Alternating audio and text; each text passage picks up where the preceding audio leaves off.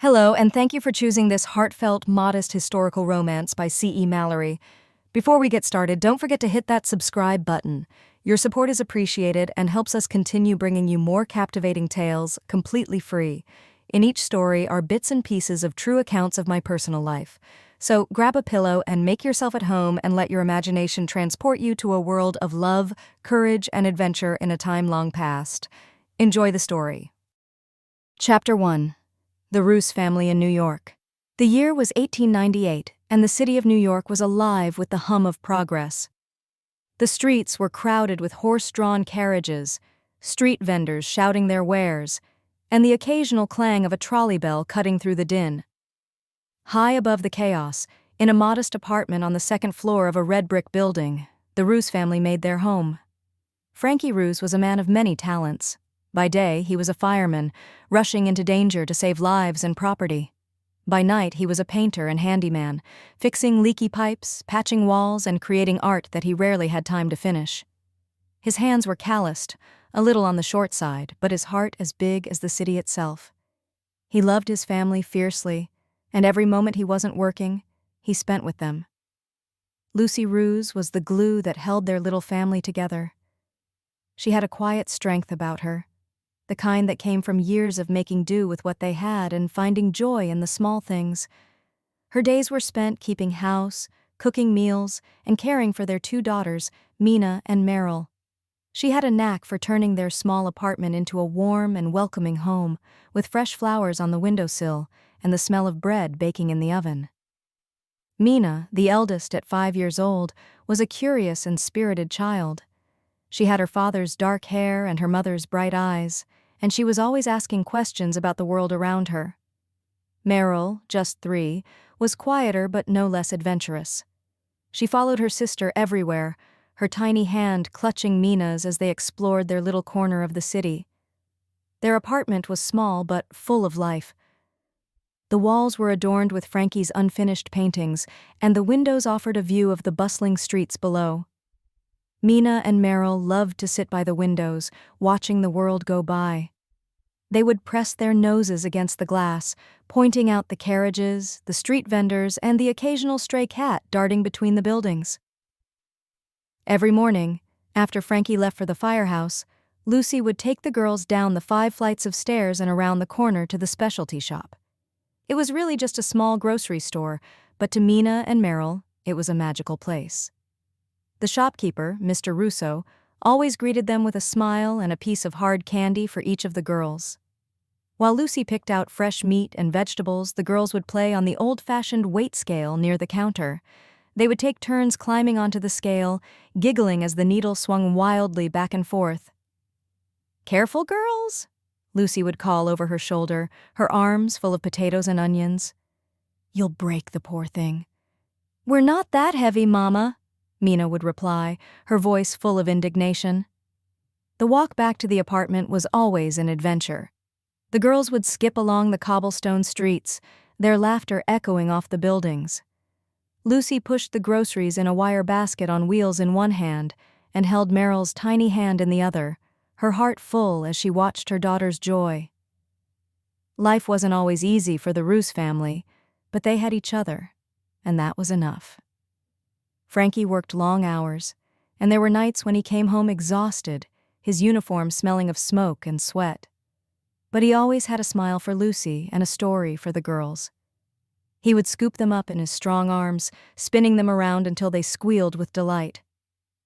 "Tell us about the fire, Papa," Mina would beg, her eyes wide with excitement.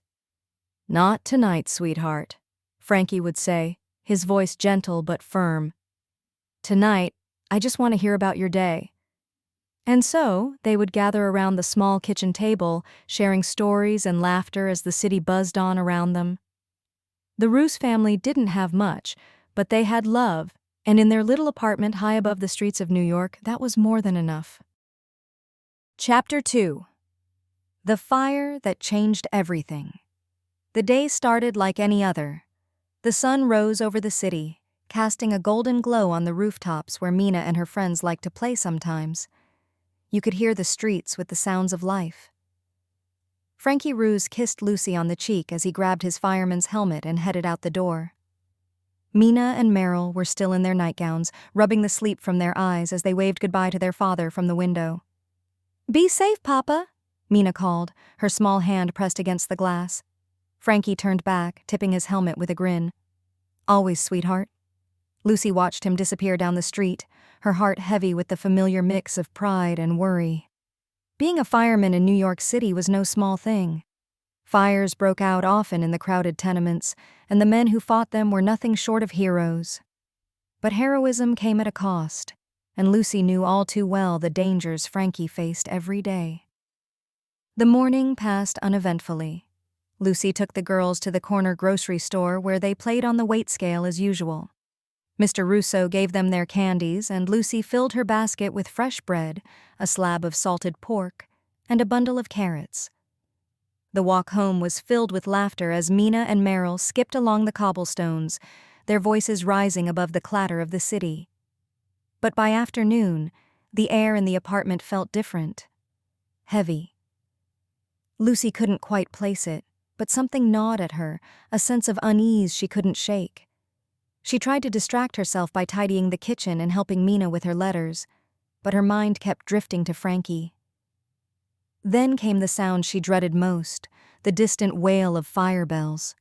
Lucy froze, her hand tightening around the dishcloth she was holding.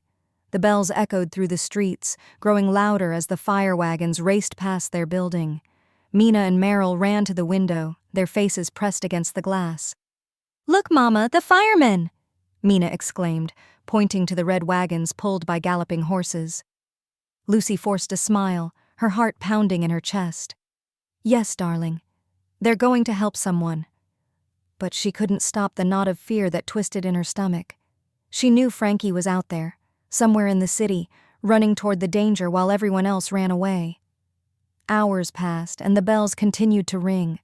Smoke began to rise in the distance, a dark plume that stretched across the sky. Lucy tried to keep the girls occupied, but her hands trembled as she peeled potatoes for dinner. She kept glancing at the clock, willing the minutes to pass faster. Finally, as the sun dipped below the horizon, there was a knock at the door. Lucy's heart leapt into her throat. She wiped her hands on her apron and hurried to answer it, her mind racing with possibilities. Standing in the hallway was Franky, his face streaked with soot and his uniform singed at the edges. He looked exhausted, but he was alive. "Franky!" Lucy cried, throwing her arms around him. The girls ran to his side, clinging to his legs as tears streamed down their faces. "I'm okay," Franky said, his voice hoarse. He held Lucy tightly, his hands trembling. "I'm okay." Lucy pulled back, searching his face. "What happened? Are you hurt?" Franky shook his head, but his eyes were haunted. "It was bad, Luce. Real bad. A tenement building on the Lower East Side. The whole thing went up like a matchstick. We lost a lot of good men today." Lucy's breath caught in her throat. She reached up to touch his face, her fingers brushing away the soot. "But you're here. You came home." Franky nodded, his jaw tight. "I came home." That night, after the girls were asleep, Franky sat at the kitchen table, staring at his hands. Lucy made him a cup of coffee and sat beside him, her hand resting on his arm. "I can't keep doing this, Luce," he said finally, his voice barely above a whisper. "Every time I go out there, I wonder if it'll be the last time. I can't leave you and the girls like that. I can't." Lucy's heart ached for him. She reached for his hand, lacing her fingers with his. "Then we'll find another way. We'll figure it out together." Franky looked at her, his eyes filled with gratitude and love. "I've been thinking. Maybe it's time for a change, a fresh start, somewhere safer, somewhere the girls can grow up without all this danger." Lucy nodded, her own fears bubbling to the surface. "I've been thinking the same thing. But where would we go?" Franky hesitated, then said, "South, Florida maybe. I've heard it's beautiful down there. Warm, quiet, and the ocean? We've never seen the ocean." Lucy smiled, the thought of a new life sparking a glimmer of hope in her heart. "The ocean," she repeated, the word rolling off her tongue like a promise. Maybe that's exactly what we need. As the city outside their window buzzed on, the Roose family made a decision that would change their lives forever. It was time to leave the chaos of New York behind and find a new home, a place where they could finally breathe, dream, and live without fear. Chapter 3. Saying Goodbye. The decision to leave New York was not an easy one. The city had been their home for years, and despite its dangers, it was all they had ever known. But after the fire, Franky and Lucy both knew it was time for a change. The city had taken too much from them already, and they couldn't bear the thought of what it might take next. The weeks leading up to their departure were a whirlwind of preparation. Franky worked tirelessly to save up enough money for the journey, taking on extra painting jobs in the evenings. Lucy began sorting through their belongings, deciding what to take and what to leave behind. The girls, too young to fully understand the gravity of the move, were excited by the idea of an adventure. Mina spent her days drawing pictures of what she imagined Florida would look like: palm trees, sandy beaches, and the mysterious ocean they had never seen. One evening, as the family sat around the kitchen table, Franky unrolled a map of the United States. The girls leaned in close, their eyes wide with curiosity. "Where's Florida, Papa?" Mina asked, her finger tracing the lines of the map. Franky pointed to the southern tip of the country. "Right here, sweetheart. It's a long way from New York, but it's warm, and there's a big ocean. You'll love it." "Will there be seashells?" Merel asked, her voice small but hopeful. Franky smiled. "Plenty of seashells, and sand to build castles. You'll see." The girls giggled, their excitement contagious. Lucy watched them with a mix of joy and apprehension. She couldn't help but worry about the unknown, but she trusted Franky. He had always taken care of them, and she knew he would do whatever it took to make their new life a good one. The day of their departure arrived sooner than expected. The family packed their belongings into a few sturdy trunks, leaving behind the rest. Franky sold his tools and paintings to neighbors and friends, using the money to buy train tickets. Lucy wrapped the girls in their warmest coats, even though the spring air was beginning to thaw. The journey south would be long, and she wanted to make sure they were prepared. As they stood on the platform at Grand Central Station, the enormity of what they were about to do hit Lucy like a wave. She clutched Merel's hand tightly, her other arm wrapped around Mina's shoulders. Franky stood beside her, his jaw set with determination. "Are you ready?" he asked, his voice steady but soft. Lucy nodded, though her heart was pounding. "Ready as I'll ever be." The train whistle blew, and the family boarded, finding seats near a window. As the train pulled out of the station, Mina and Merel pressed their faces to the glass, waving goodbye to the city they had called home. Lucy watched the skyline fade into the distance, her emotions a tangle of sadness and hope. The journey was long and tiring, but it was not without its moments of wonder. The girls marveled at the changing landscapes outside the window, the rolling hills, the dense forests, and finally the flat, sun-drenched fields of the south. They asked endless questions, their curiosity keeping Lucy and Franky entertained. "Why is the sky so big here?" Mina asked one afternoon, her nose practically glued to the glass. "Because there aren't as many buildings," Franky explained. "You can see more of it." Merel pointed to a flock of birds flying in formation. "Where are they going?" "Maybe they're going to the ocean, just like us," Lucy said with a smile. When the train finally pulled into the station in Florida, the family stepped onto the platform, blinking in the bright sunlight. The air was warm and salty, a stark contrast to the cool, smoky air of New York. Lucy took a deep breath, letting the unfamiliar scent fill her lungs. It smelled like possibility. A small wagon waited to take them to their new home, a modest but charming house near the beach. As they rode through the sandy streets, the girls chattered excitedly, pointing out palm trees and colorful flowers they had never seen before. Franky and Lucy exchanged a glance, their hearts swelling with relief and gratitude. They had made it. When they arrived at the house, Lucy was the first to step out of the wagon. She walked toward the beach. The sound of the waves filled her ears, and she felt the cool water lap at her feet. She closed her eyes, her shoes sinking into the soft sand, letting the moment wash over her. "Franky," she called, her voice trembling with emotion. "It's beautiful." She looked at him and said, "Just call me Sandy." Franky joined her, wrapping an arm around her shoulders. "We're home, Sandy." From then on, we just called her Sandy. The girls ran past them, their laughter ringing out as they splashed in the shallow waves. Sandy watched them, tears streaming down her face. For the first time in a long time, she felt at peace. The ocean stretched out before them, vast and endless, a symbol of the new life they were about to build. That night, as the family sat on the porch of their new home, watching the sun set over the water, Sandy leaned her head on Franky's shoulder. "We did the right thing," she said softly. Franky nodded, his eyes fixed on the horizon. "Yeah, we did."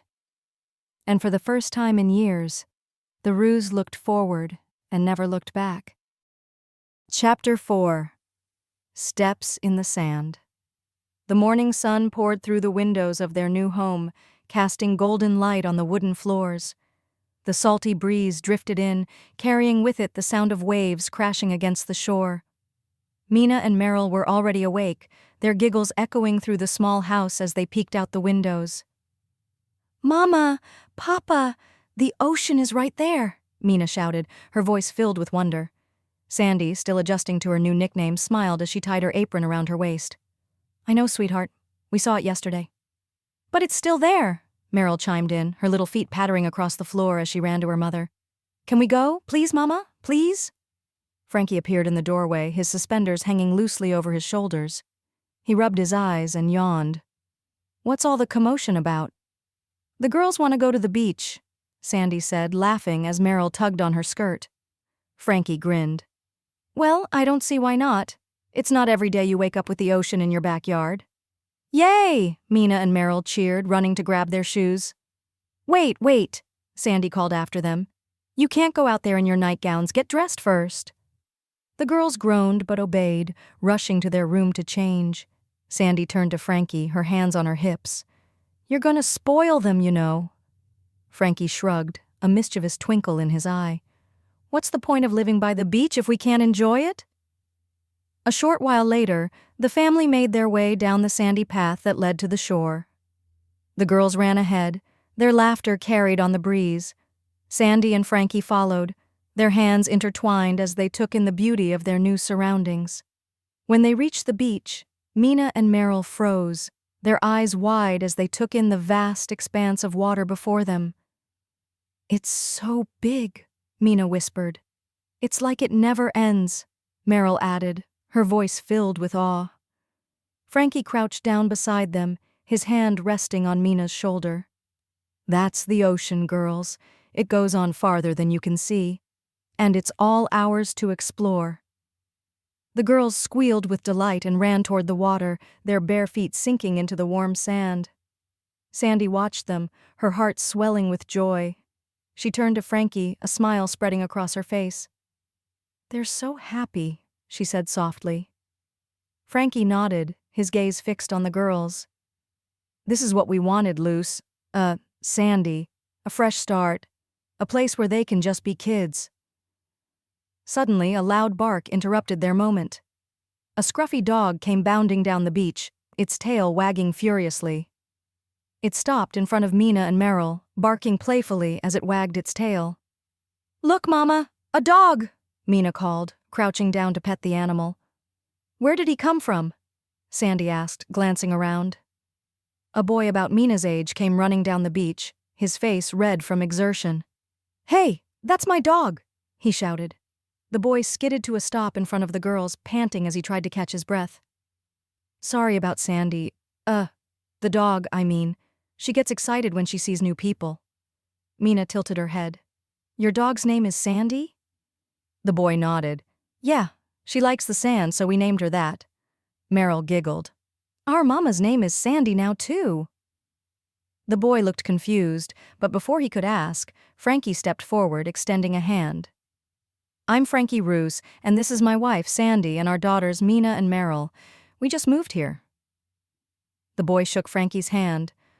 "I'm Tommy. My family lives just down the beach. Welcome to Florida." "Thank you, Tommy," Sandy said warmly. "It's nice to meet you." Tommy grinned. "If you need anything, just let us know. My dad's a fisherman, and my mom makes the best clam chowder in town." "Clam chowder?" Mina asked, her eyes lighting up. "What's that?" "It's soup with clams in it," Tommy explained. "You'll love it. I'll bring some over later." As Tommy and his dog ran off, Mina turned to her parents. "Can we get a dog too?" Franky chuckled. "Let's settle in first, kiddo. Then we'll see." The rest of the day was filled with adventure. The girls built sandcastles, their hands covered in wet sand as they shaped towers and moats. Franky helped them dig a trench to let the waves fill their castle's lake, while Sandy collected seashells along the shore. At one point, Mina found a starfish washed up on the sand. She held it up, her eyes wide with excitement. "Look, Mama, it's alive." Sandy knelt beside her, gently taking the starfish in her hands. "It is. Let's put it back in the water so it can go home." Mina nodded, and together they placed the starfish in the shallow waves, watching as it slowly moved away. As the sun began to set, painting the sky in shades of orange and pink, the family sat together on a blanket, watching the waves roll in. Mina and Merel leaned against their parents, their eyes heavy with sleep. "This is perfect," Sandy said, her voice barely above a whisper. Franky wrapped an arm around her shoulders, pulling her close. "It is, and it's just the beginning." The sound of the waves, the warmth of the sand, and the love of her family filled Sandy's heart. For the first time in a long time, she felt truly at peace. The adventure was just beginning, and she couldn't wait to see what tomorrow would bring. Chapter 5. Life by the Beach. The days in Florida began to settle into a rhythm, but life by the beach was anything but ordinary for the Roose family.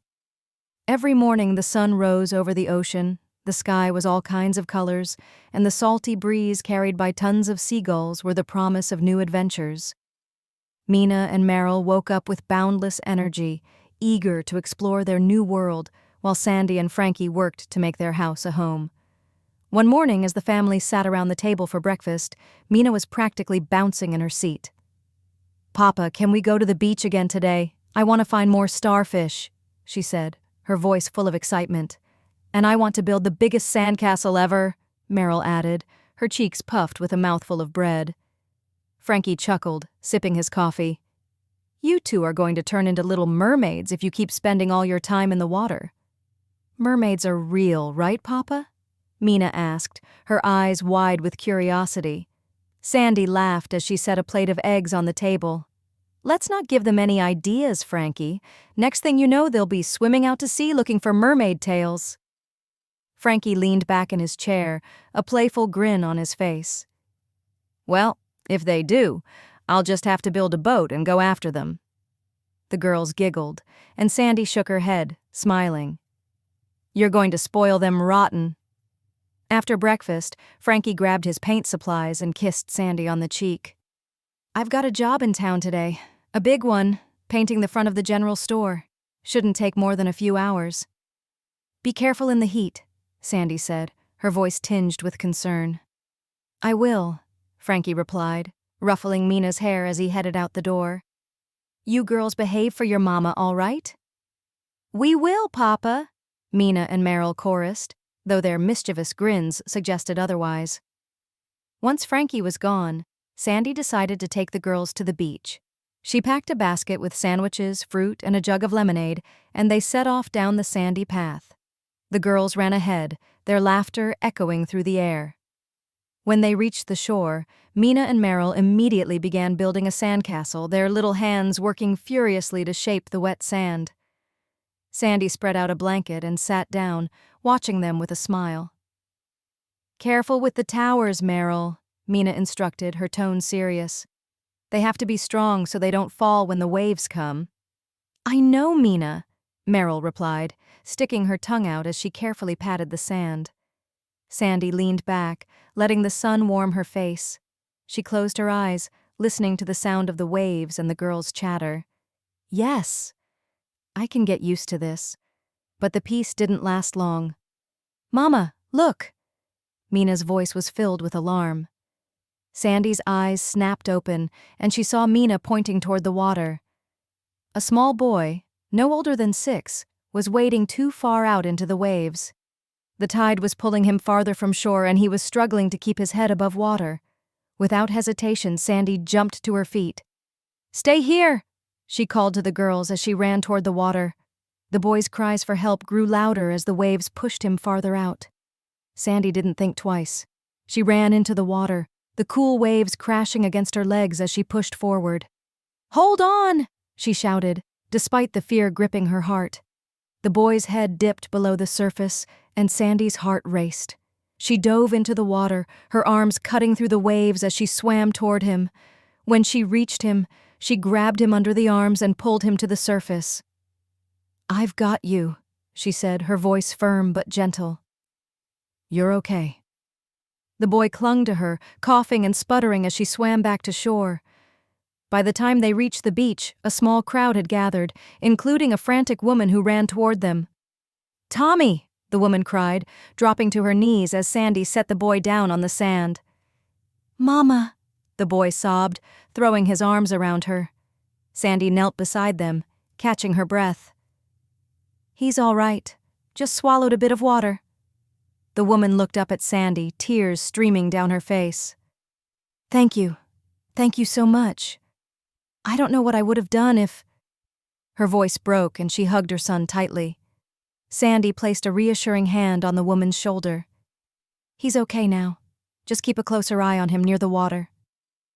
The woman nodded, her gratitude evident in her tearful eyes. "You're an angel, truly." As the crowd dispersed, Mina and Merel ran to Sandy, their faces pale with worry. "Mama, are you okay?" Mina asked, her voice trembling. "I'm fine, sweetheart," Sandy said, pulling them into a hug. "But that's why you always have to be careful near the water, all right? The ocean is beautiful, but it can be dangerous too." The girls nodded solemnly, their earlier excitement replaced with a newfound respect for the sea. When they returned home that evening, Sandy recounted the story to Franky over dinner. He listened intently, his expression a mix of pride and concern. "You're incredible, Sandy," he said, reaching across the table to take her hand. "But don't scare me like that again, all right?" Sandy smiled, squeezing his hand. "I didn't have time to think, Franky. I just did what I had to do." "Well, you're a hero," Franky said, his voice filled with admiration. Mina and Merel chimed in, their voices full of awe. "Mama saved a boy. She's a real-life mermaid." The family laughed, the tension of the day melting away.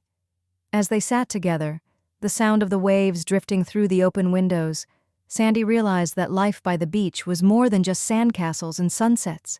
It was unpredictable, full of challenges and surprises, but it was also full of love, adventure, and the promise of something new every day. And for the Roose family, that was more than enough. Chapter 6. Family Reunion. The Roose family had barely settled into their new life by the beach when a letter arrived that would change everything. It came in the early morning, delivered by a young boy on horseback who tipped his hat to Sandy as she stood on the porch. She thanked him, her curiosity piqued as she turned the envelope over in her hands. "Who's it from, Mama?" Mina asked, peeking over her mother's shoulder. Sandy smiled as she recognized the handwriting. "It's from Aunt Patty." "Aunt Patty?" Merel asked, her head tilting in confusion. "She's Papa's sister," Sandy explained, opening the envelope carefully. "She lives back in New York with all your cousins." Franky stepped out onto the porch, wiping his hands on a rag. He had been painting the shutters a bright blue to match the ocean. "What's that you've got there?" "A letter from Patty," Sandy said, handing it to him. Franky's eyebrows shot up in surprise. "Patty? I haven't heard from her in months." He unfolded the letter and began to read aloud. "Dear Franky and Sandy, we miss you all terribly. The kids talk about Mina and Merel all the time, and they've been begging to visit. Things here in New York are the same as always, busy, noisy, and crowded, but it's not the same without you. We've been thinking, maybe it's time for a change. The kids deserve to see the ocean, and we'd love to be closer to family. What do you think? Could we come down to Florida and join you? Love. Rosa. Franky lowered the letter, a grin spreading across his face. Well, what do you think about that, Sandy? Should we let them come? Sandy laughed. Of course. The more the merrier. It'll be wonderful for the girls to have the cousins here. Mina and Merel squealed with excitement, jumping up and down. The cousins are coming, and to our beach. Franky nodded, with his hand on Mina's head. Looks like it, but we'll need to get ready. Patty's got 5 kids, and they'll need a place to stay. Sandy's mind was already racing with ideas. We'll make it work. We can set up beds in the girls' room, and maybe Franky can build a bunk bed or 2. Franky chuckled. Looks like I've got my next project. A few weeks later, the Roose family stood on the train platform, eagerly awaiting the arrival of Patty and her family. The girls could hardly contain their excitement, bouncing on their toes as the train whistle blew in the distance. They're here! They're here! Mina shouted, pointing to the approaching train. When the train finally came to a stop, the doors opened, and a flood of passengers spilled onto the platform. Among them was Patty, a petite woman with dark hair tied back in a ponytail. She was holding the hand of her youngest child, a boy no older than 2. Behind her were her 4 other children, ranging in age from 3 to 10, all carrying bags and looking around with wide eyes. Franky! Patty called, her face lighting up as she spotted her brother. Patty! Franky shouted back, pulling her into a bear hug. The children swarmed around Mina and Merel, introductions flying back and forth as the cousins sized each other up. I'm Ginny, said the oldest boy, puffing out his chest. I'm 10. I'm Mina, Mina replied, not to be outdone. I'm 5, but I'm almost 6. The younger children giggled and began chattering excitedly, their voices blending into a joyful cacophony. Sandy stepped forward, smiling warmly. Welcome to Florida, Patty. It's so good to see you. Patty hugged her tightly. Thank you for having us, Sandy. I can't tell you how much we've been looking forward to this. The house was soon filled with the sounds of laughter, footsteps, and the occasional argument over who got to sit where. Franky had built 2 bunk beds in the girls' room, and the cousins quickly claimed their spots, turning the room into a lively hub of activity. Playing cards seemed to be the nightly activity, with all the children playing all around. The days that followed were a whirlwind of fun and adventure. The children spent their mornings building sandcastles, their afternoons swimming in the ocean, and their evenings chasing fireflies in the yard. Patty and Sandy worked together in the kitchen, preparing meals big enough to feed the growing crowd. One evening, as the sun dipped below the horizon, the entire family gathered around a bonfire on the beach. The children roasted marshmallows, their faces sticky with melted sugar, while Franky and Patty shared stories from their childhood, how their parents were immigrants and the story of their travels. Remember the time you tried to fix Papa's clock and ended up breaking it? Patty teased, nudging Franky with her elbow. Franky laughed, shaking his head. I was trying to help. How was I supposed to know the gears were so small and fragile? Sandy smiled, watching the siblings talk. It was clear how much they had missed each other, and she was grateful to see them reunited.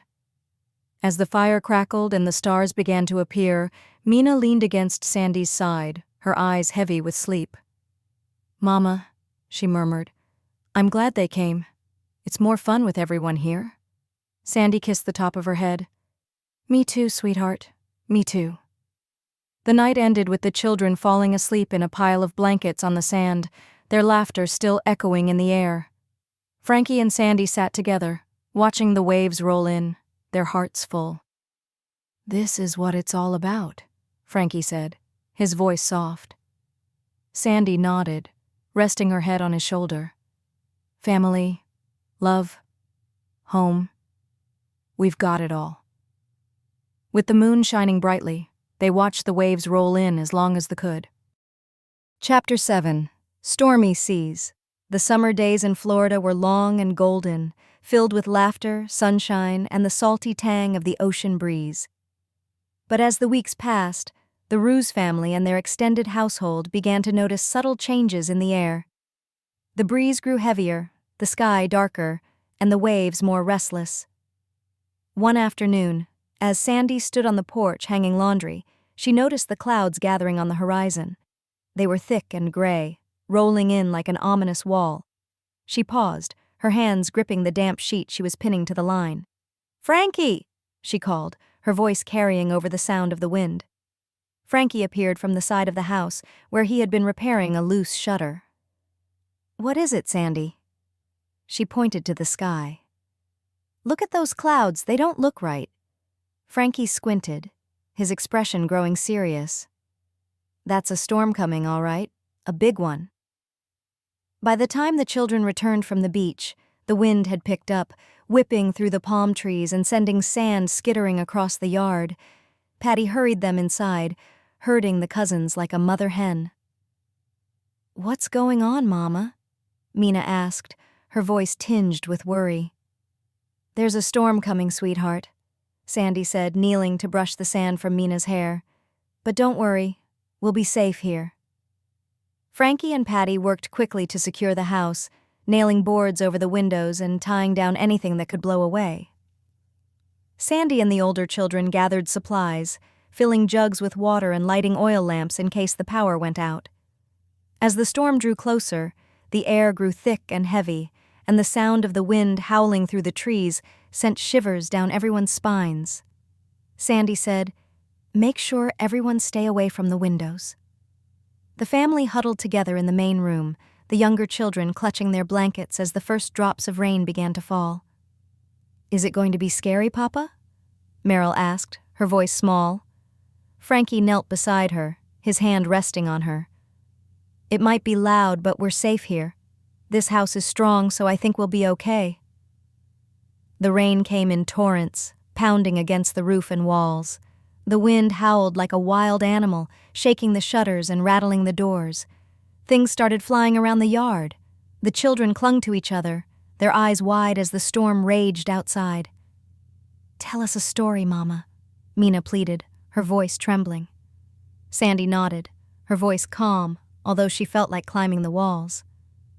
"All right, let's see.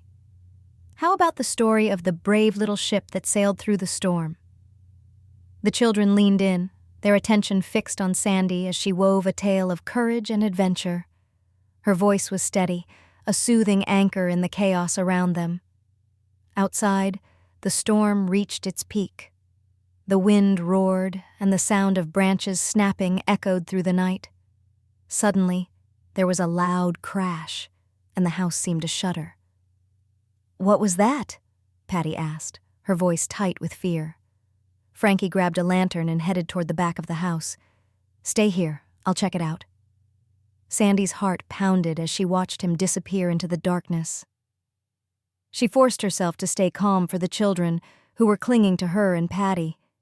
Minutes felt like hours before Franky returned, his face grim. "A huge tree came down in the yard. It didn't hit the house, but it's close.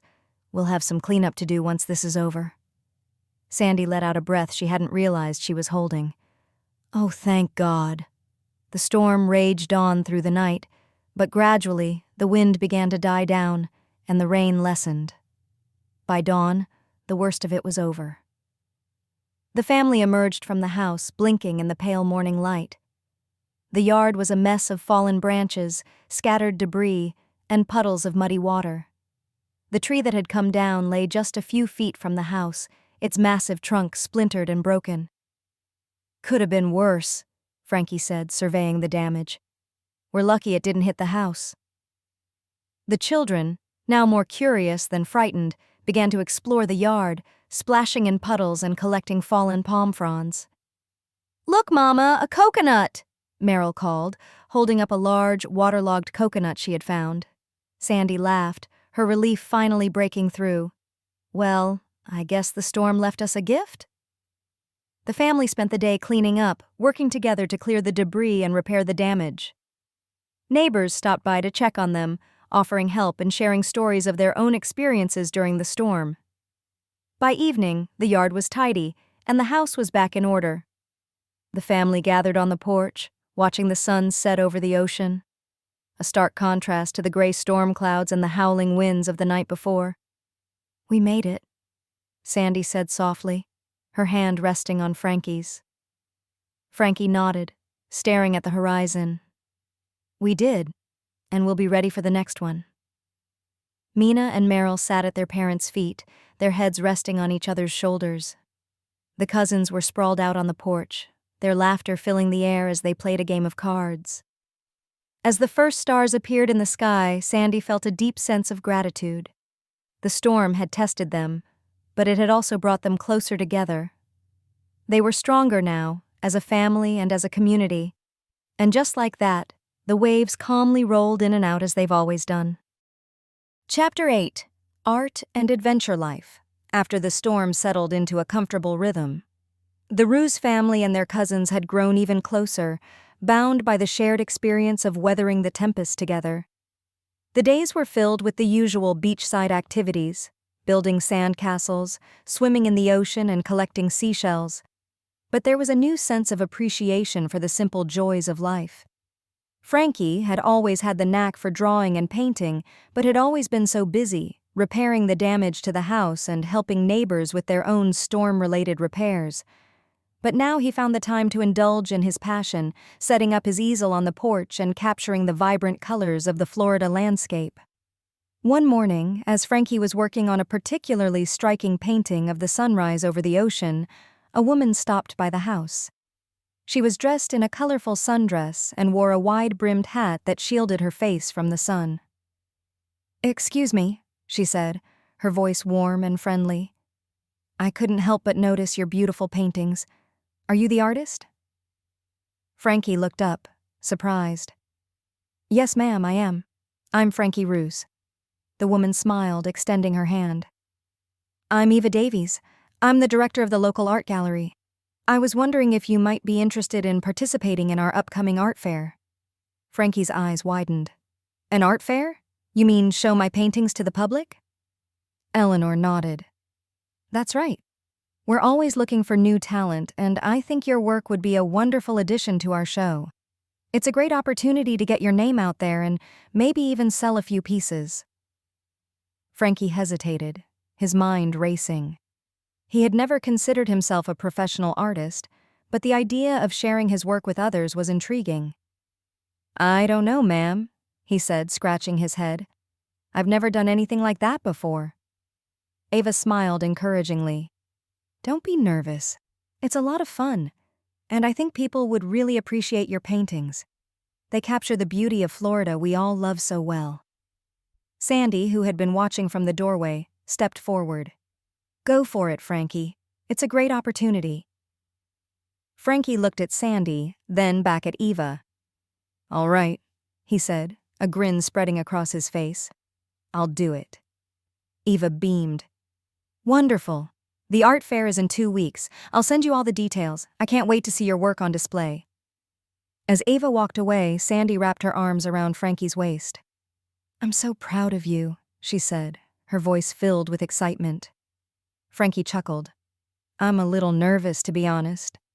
But I'm also excited. It'll be fun." The next 2 weeks were a flurry of activity as Franky prepared for the art fair.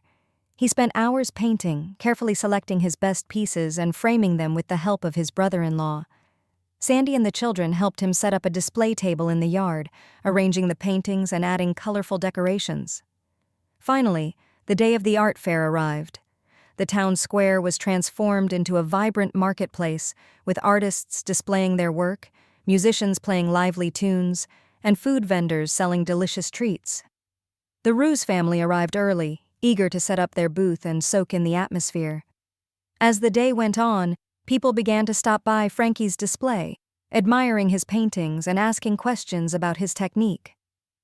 Franky, initially shy, soon warmed up to the attention, sharing stories about his life and his inspiration for his art. He even wasn't above telling a joke or two trying to brighten someone's day.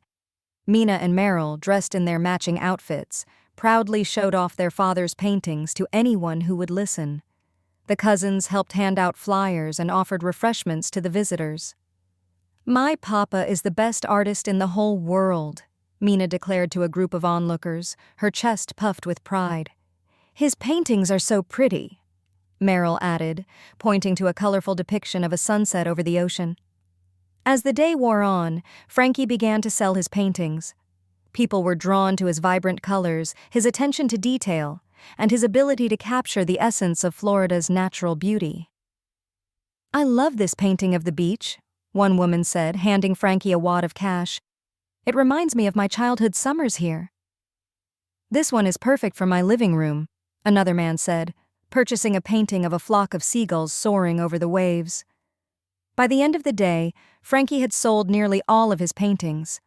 He was overwhelmed with joy and gratitude, his heart swelling with pride. "I can't believe it," he said to Sandy, his voice choked with emotion. "People actually like my art." Sandy smiled, squeezing his hand. "I told you they would. You have a knack for it, Franky. Don't ever forget that." As the sun began to set, the Roose family packed up their booth, their faces tired but happy. They had not only made some money, but they had also gained a newfound sense of confidence and community. As they walked home, hand in hand, Mina and Merel skipped ahead, their laughter echoing through the air. "Can we do this again, Papa?" Mina asked, her eyes shining with excitement. Franky smiled. "You bet we can, sweetheart. This is just the beginning." That night, as the family sat on the porch, watching the stars appear in the sky, Sandy leaned her head on Franky's shoulder. "You were pretty good today, dear," she said softly. "I'm so proud of you." Franky wrapped his arm around her, pulling her close. "I couldn't have done it without you and the kids. You're my inspiration." Leaning in, she said, "I love you too, Dolly." Chapter 9. Bridges to the Beach. With Franky's success at the art fair, the Roose family felt more settled and connected to their new home than ever before. The money he had earned allowed them to make some much-needed repairs to the house and buy a few new clothes for the children. But more importantly, it gave Franky the confidence to pursue his passion for art and explore the beauty of Florida even further. One sunny morning, Franky announced that he had a surprise for the family. "I've been saving up a little bit of money," he said, his eyes twinkling with excitement, "and I thought it would be fun to take a trip to the beach." Mina and Merel squealed with delight, jumping up and down. "To the beach? Which beach, Papa?" Franky grinned. "Not just any beach. We're going to explore some of the beaches on the other side of the bridges." The girls' eyes widened. They had heard stories about the beaches on the other side of the two big bridges that connected their small town to the mainland. These beaches were said to be even more beautiful and secluded than the ones they frequented, with crystal-clear water and pristine white sand. "Really? We're going to the bridge beaches?" Mina asked, her voice filled with awe. Franky nodded. "That's right. We'll pack a picnic lunch, load up the wagon, and make a day of it." Sandy smiled, her heart swelling with joy. She loved seeing Franky so excited, and she knew that this trip would be a wonderful adventure for the whole family. The next morning, the Roose family set off on their journey. Franky drove the wagon, with Sandy sitting beside him, and the children nestled in the back, their faces pressed against the sides as they took in the scenery. As they approached the first bridge, Mina and Merel gasped. The bridge was enormous, stretching high above the water and offering a panoramic view of the coastline. "Wow," Mina whispered, her eyes wide with wonder. "It's so big." "It's like we're flying," Merel added, giggling as the wind whipped through her hair. As they crossed the bridge, Franky pointed out the sights below. "See that little island over there? That's where the pirates used to hide their treasure." The girls' imaginations soared as they listened to Franky's stories, picturing swashbuckling pirates and hidden gold. When they reached the other side of the bridge, they found themselves in a different world. The landscape was lush and tropical, with palm trees swaying in the breeze and colorful flowers blooming everywhere. The air was filled with the scent of salt and sunshine, and the sound of the waves crashing against the shore was music to their ears. They drove along a winding road, passing through charming seaside towns and quaint fishing villages. Franky stopped at a local market where they bought fresh fruit, homemade bread, and a jar of local honey. "We have to try the local delicacies," he said, winking at Sandy. Finally, they arrived at their destination, a secluded beach nestled between two rocky cliffs. The sand was as white as snow, and the water was so clear that they could see the colorful fish swimming below. "This is paradise," Sandy said, her voice filled with awe. The children wasted no time running to the water, splashing and playing in the waves. Franky and Sandy spread out a blanket under a shady palm tree and unpacked their picnic lunch. As they ate, they watched the children play, their hearts filled with joy. They had found a little slice of heaven, a place where they could escape the worries of the world and simply enjoy each other's company. After lunch, Franky pulled out his sketchbook and began to draw, capturing the beauty of the beach on paper. Sandy joined him, collecting seashells and building sandcastles with the children. As the day wore on, they explored the beach, discovering hidden coves and tide pools teeming with marine life. They swam in the crystal clear water, feeling the sun on their skin and the sand between their toes. As the sun began to set, painting the sky in shades of orange and pink, the Roose family gathered on the beach, their hearts full of gratitude. They had found a new favorite spot, a place where they could create memories that would last a lifetime. As they drove back across the bridges, the children fell asleep in the back of the wagon, their faces flushed with sun and happiness. Franky and Sandy held hands, their eyes fixed on the horizon. "That was perfect," Sandy said softly. "Thank you, Franky." Franky smiled, squeezing her hand. "The pleasure was all mine, Sandy. There are so many beaches to explore, and I can't wait to see them all." As they crossed the last bridge and returned to their small town, the Roose family felt a sense of belonging and connection to their new home that they had never felt before. They had discovered the beauty of Florida, not just in its beaches and landscapes, but also in its people and its sense of community. And as they drove down the familiar streets, they knew that they had found their place in the world, a place where they could build a life filled with love, laughter, and adventure. Chapter 10. A New Challenge. The Roose family's life by the beach had been filled with joy and adventure, but as the months passed, they were reminded that even paradise had its challenges. Franky's success at the art fair had brought in some extra money, but it wasn't enough to sustain the family long term. His painting jobs around town had slowed down, and the family began to feel the pinch of financial strain. One evening, as the children played outside with their cousins, Sandy and Franky sat at the kitchen table, going over their expenses. The flickering light of the oil lamp cast shadows on their faces, and the mood was heavy. "We're running low, Franky," Sandy said, her voice quiet but firm. "The money from the art fair helped, but it's not enough. We've got bills to pay, and the food's not going to buy itself." Franky sighed, running a hand through his hair. "I know, Sandy. I've been trying to pick up more painting jobs, but there's not much work right now. People are still recovering from the storm." Sandy reached across the table, taking his hand in hers. "We'll figure it out. We always do. But maybe it's time for me to pitch in, too." Franky frowned. "You already do so much, Sandy, taking care of the house, the kids." "I can do more," Sandy interrupted, her tone resolute. "I've been thinking I could start baking and selling bread or pies. People around here love homemade food, and I've got plenty of recipes from my mama. It's something I can do while still being here for the girls." Franky hesitated, his pride warring with his practicality. He didn't like the idea of Sandy having to work, but he knew she was right. They needed the extra income, and Sandy was more than capable. "All right," he said finally, squeezing her hand. "If that's what you want to do, I'll support you.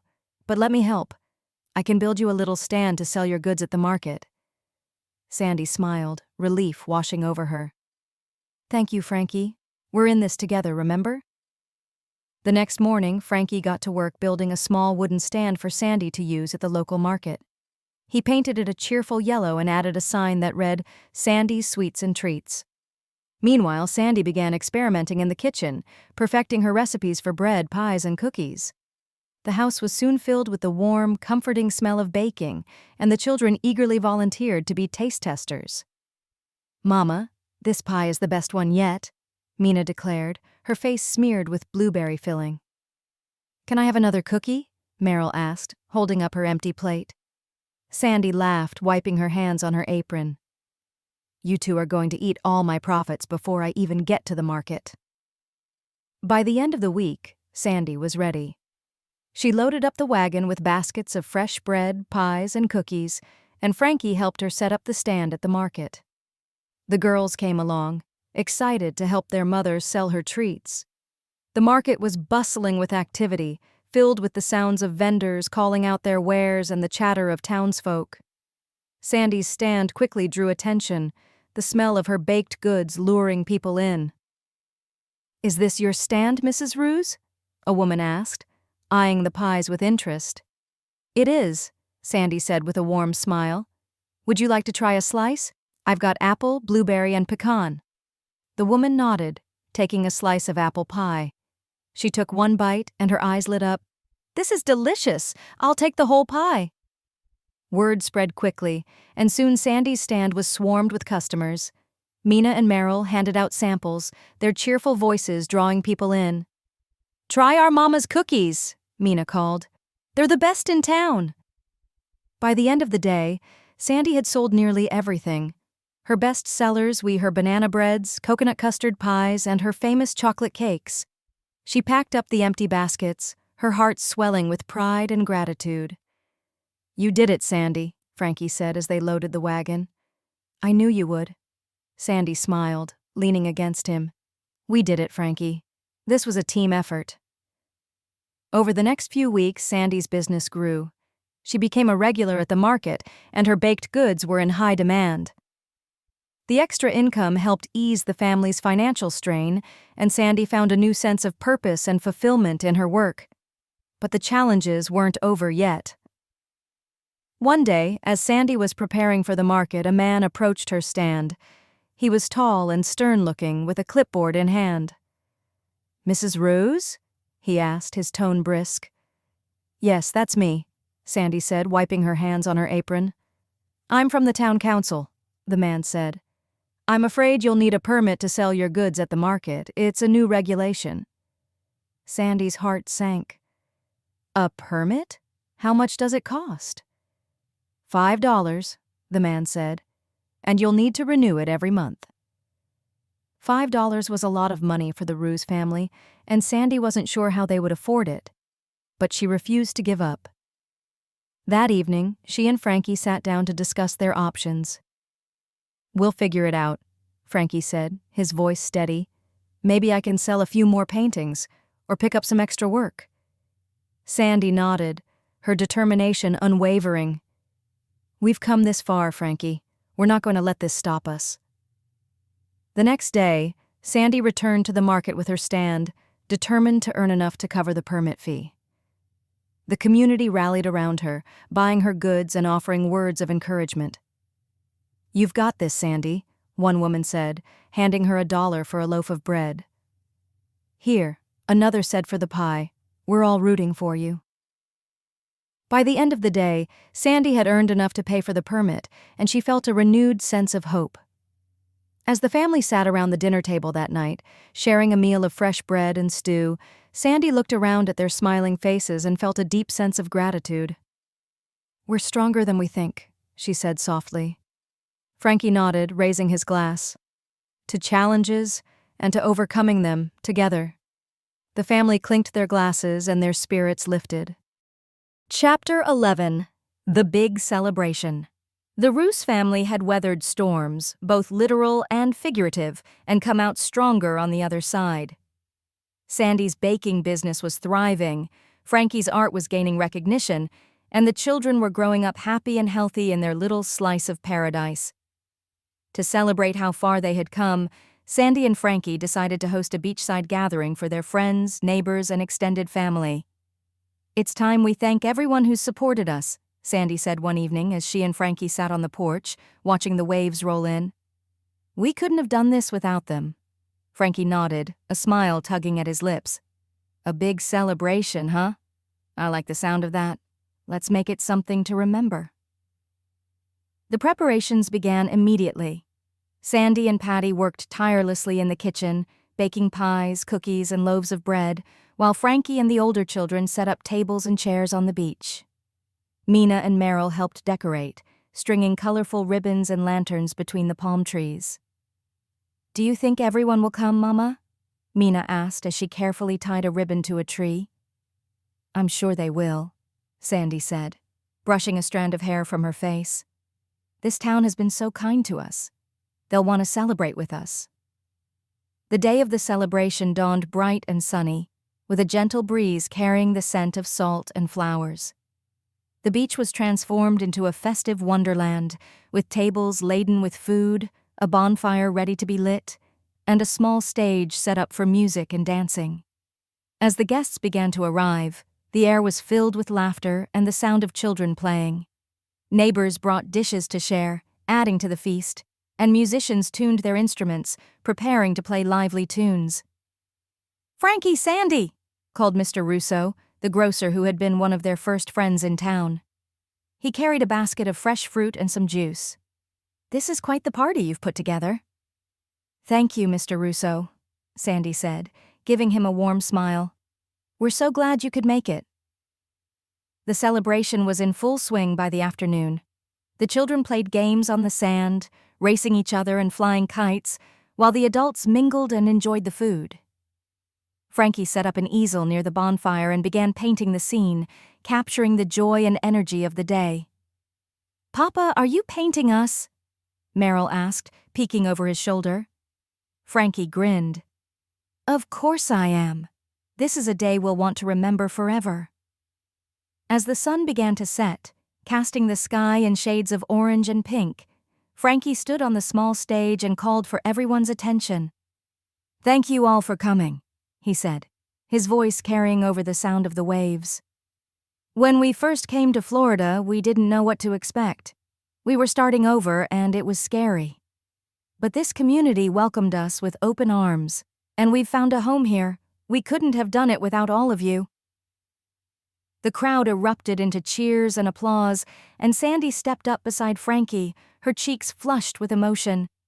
"We're so grateful for each and every one of you," she said, her voice trembling slightly. "This celebration is for all of us. It's a reminder of how strong we are when we come together."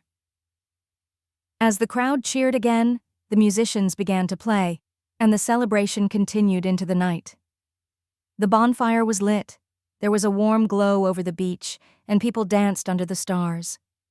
Mina and Merel twirled around the fire, their laughter ringing out as they held hands with their cousins. Sandy watched them, her heart full. "Look at them," she said to Franky, who had joined her by the fire. "They're so happy." Franky wrapped an arm around her shoulders, pulling her close. "They're happy because they have you, Sandy. You've made this life for them." Sandy smiled and said, "Oh, come on," with a chuckle. "We've made this life, Franky, together." As the night wore on, the celebration began to wind down. Guests said their goodbyes, thanking the Roose family for a wonderful evening. "Best party I've been to in years," Mr. Russo said, tipping his hat as he left. When the last guest had gone, the family sat together around the dying embers of the bonfire, their faces lit by its warm glow. "That was amazing," Mina said, her voice sleepy but content. "Can we do it again next year?"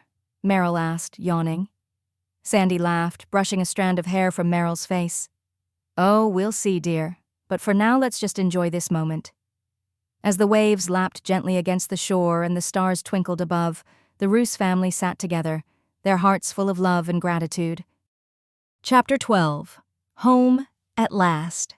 The morning after the big celebration, the Roose family woke to the sound of waves gently lapping against the shore and the soft cries of seagulls overhead. The house was quiet, the children still asleep after the excitement of the night before. Sandy stood on the porch, a cup of coffee in her hands, watching the sun rise over the ocean. The water sparkled like diamonds with the most beautiful sunrise ever. Sandy took a deep breath, letting the salty air fill her lungs. This was home. She could feel it in her bones, in her heart. Franky joined her a moment later, his hair tousled from sleep. He wrapped an arm around her waist, pulling her close. "Morning, doll," he said, his voice still rough from sleep. "Morning, dolly," she replied, leaning her head against his shoulder. They stood in comfortable silence, watching the world wake up around them. The beach was empty, the sand smooth and untouched, and the only sound was the rhythmic crash of the waves. "Last night was something special," Franky said after a while. "I don't think I've ever seen the kids so happy." Sandy smiled, her eyes misting over. "It was perfect. Everything about this place feels right. I can't imagine being anywhere else." Franky nodded, his gaze fixed on the horizon. "We've come a long way, haven't we? From that little apartment in New York to this. It feels like a dream." "It does," Sandy agreed. "But it's real. We made it real." The sound of footsteps behind them made them turn. Mina and Merel appeared in the doorway, still in their nightgowns, their hair messy from sleep. "Mama, Papa," Mina said, rubbing her eyes. "Can we go to the beach today?" "Please?" Merel added, clutching her sister's hand. Franky chuckled. "You two never get tired of the beach, do you?" The girls shook their heads, their faces lighting up with excitement. "All right," Sandy said, setting her coffee cup down.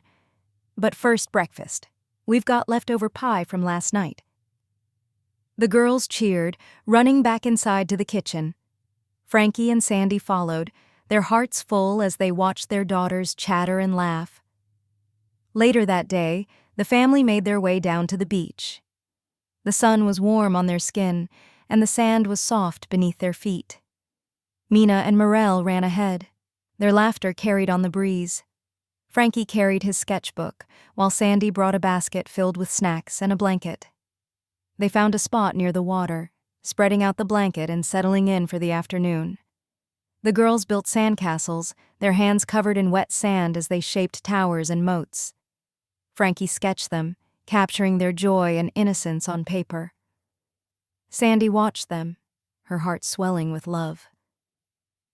As the day wore on, the family explored the beach, collecting seashells and wading in the shallow waves. They found a tide pool filled with tiny crabs and colorful fish, and Mina and Merel squealed with delight as they watched the creatures scuttle and swim. When the sun began to set, the family sat together on the blanket, watching the waves roll in. Mina and Merel leaned against their parents, their eyes heavy with sleep. "Mama," Mina said softly, her voice barely above a whisper. "I love it here." "I do too," Merel added, her head resting on Sandy's lap. Sandy smiled. "This is our home now, and I hope it always will be." Franky, standing next to her, said, "We've built something special here, Sandy. A life we can be proud of." Sandy nodded, her eyes fixed on the horizon. "We have, and it's only going to get better." As the stars began to appear in the sky, the Roose family sat together, their hearts full of love and gratitude. And as the waves gently kissed the shore, they knew that they were home at last. Thank you so much for joining us today. If you enjoyed this story, don't forget to like the video and subscribe to the channel so you never miss out on more captivating tales. Until next time, take care, stay safe, and God bless. See you in the next video.